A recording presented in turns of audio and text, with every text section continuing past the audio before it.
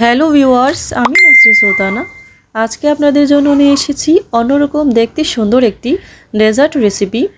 এই রেসিপিটা বানাতে কোনো চুলা জ্বালানোর ঝামেলা নেই, ইনস্ট্যান্ট বানিয়ে ফেলা যায়।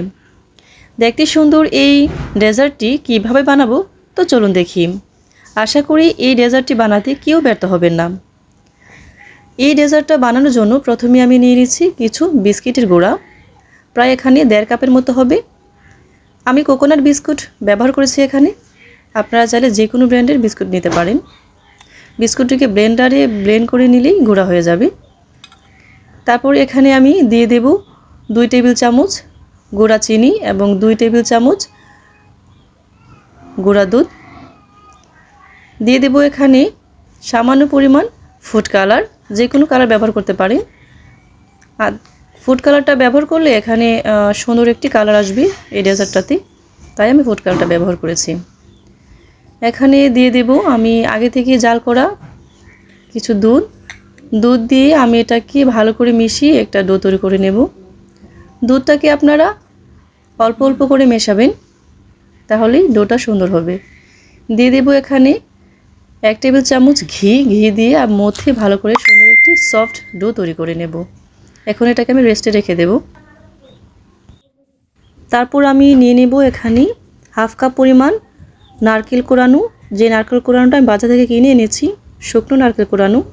দিয়ে দেব এখানে 4 টেবিল চামচ গুঁড়া দুধ, দিয়ে আমি দিয়ে দেব 2 টেবিল চামচ গুঁড়া চিনি। দিয়ে সেই যে দুধটা আমি জাল করে রেখেছিলাম সেই দুধটা অল্প অল্প করে দিয়ে ভালো করে মধ্যে একটা রোল তৈরি করে নেব। দিয়ে দেব এখানে ঘিটা দিলে এটা টেস্টটা ডাবল হয়ে যাবে।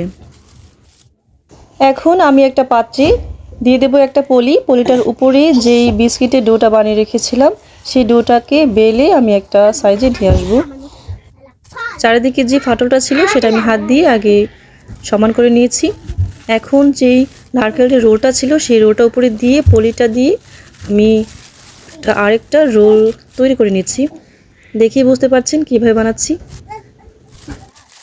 রোলটা সম্পূর্ণ বানানো হয়ে গেলে এখন আমি পলি দিয়ে মুড়িয়ে আমি ফ্রিজে রেখে দেব 10 মিনিটের জন্য, যাতে এটা জমে যায়। তো বন্ধুরা, আমার 10 মিনিট হয়ে গেছে। আমি রোলটাকে ফ্রিজ থেকে নামিয়ে নিয়েছি এবং পলি থেকে খুলে নিয়েছি। রোলটা একটু শক্ত হয়ে গেছে। এখন আমি এটাকে একটা ধারালো নাইফের সাহায্যে কেটে নেব। বন্ধুরা, আপনারা দেখেই বুঝতে পারছেন অসম্ভব সুন্দর এই রেসিপিটা বানানো কতটা সহজ, এবং আমি আমার রেসিপির টেস্ট অ্যান্ড লুকসের ব্যাপারে কোনো কম্প্রোমাইজ করি না। আপনারা যদি এই রেসিপিটা বাসায় একবার বানিয়ে না খান তাহলে একটা মজাদার ডেজার্ট থেকে বঞ্চিত থাকবেন। ধন্যবাদ।